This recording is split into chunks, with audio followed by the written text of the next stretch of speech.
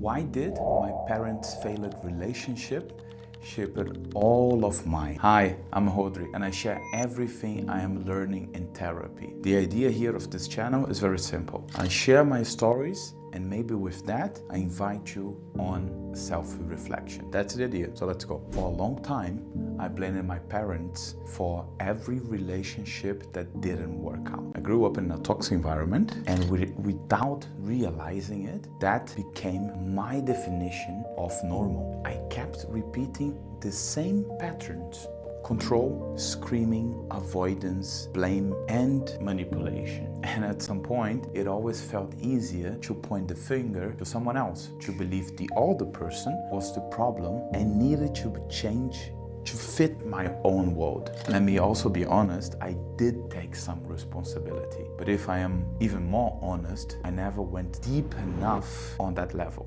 Part of me, and I think this goes for everyone else, believed if I would stay single, I would be free of all of this drama. And I really believed that that was the deal, that everything was fine. And yes, I was free, but the feelings didn't disappear. The triggers didn't disappear. Every new relationship I had activated the same reactions. Different person, same reactions. And then of course, after so many, not 100, but a couple, I realized that the problem wasn't who I was with, it was what I was carrying with me. The real turning point for me came when I stopped looking outside and started looking inside.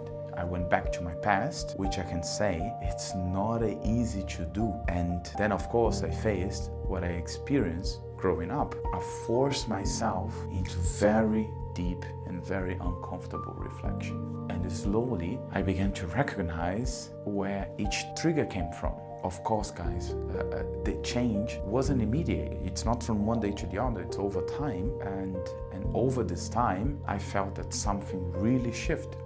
Whenever I felt trigger, it was like having a toolbox in front of me. It sounds maybe slightly funny, but instead of reacting, I could pick one of those tools, and that could be awareness, breathing, distance, compassion, taking a walk, or anything like that.